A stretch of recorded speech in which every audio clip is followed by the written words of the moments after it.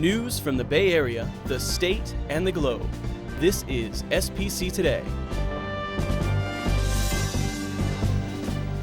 Welcome to SPC Today. I'm Vance Cobb.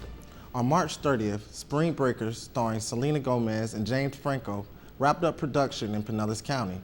Spring Breakers and the hit film Dolphin Tale are two of the many productions that have been filmed in the Tampa Bay area in recent months. Florida has seen an upswing in big-budget feature-length films thanks to the new tax incentives signed into law. Since 2011, more than 160 entertainment projects have been certified for tax credit under the new incentive program. SPC Today reporter Jason Dykman joins us for a story on some new economic development in downtown St. Petersburg. Jason? Thanks, Vance.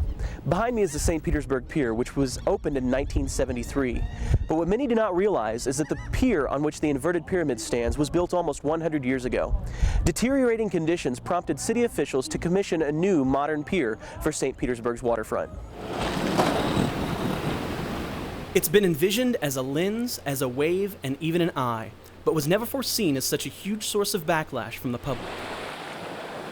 The St. Petersburg Pier has been the subject of controversy since plans were made to tear down the iconic inverted pyramid and replace it with a stunning new modern design.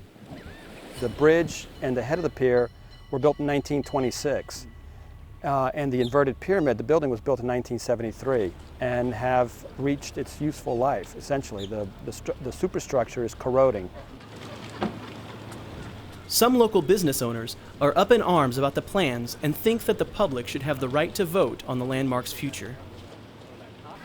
I feel like that the people should have a vote on the pier. I can't understand why a lot of the city council members and the mayor think that the same people that had intelligence enough to elect them to public office do not have the intelligence enough to vote on whether they want the pier or not. To include all the amenities that were part of the concept, it's been estimated that the lens would cost taxpayers as much as $160 million.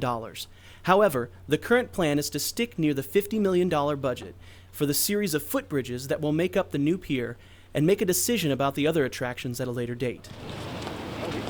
It wasn't economically feasible to renovate the inverted pyramid because the inverted pyramid has to be completely gutted. It just didn't make economic sense. With all the uproar concerning the public's involvement, some concerned citizens have gone as far as starting a petition for a referendum of the proposed plans. Just let the people vote and get it done. I just ask people to consider all the facts. Think about it in terms of what's best for the future St. Pete and what St. Pete really is today. If enough signatures are collected, Mayor Bill Foster says the decision would be placed to a public vote. For SPC Today, I'm Jason Dykman. Thank you for that report, Jason. That's all for this week's edition of SPC Today. I'm Vance Cobb. SPC Today is a student production of St. Petersburg College in partnership with WEDU.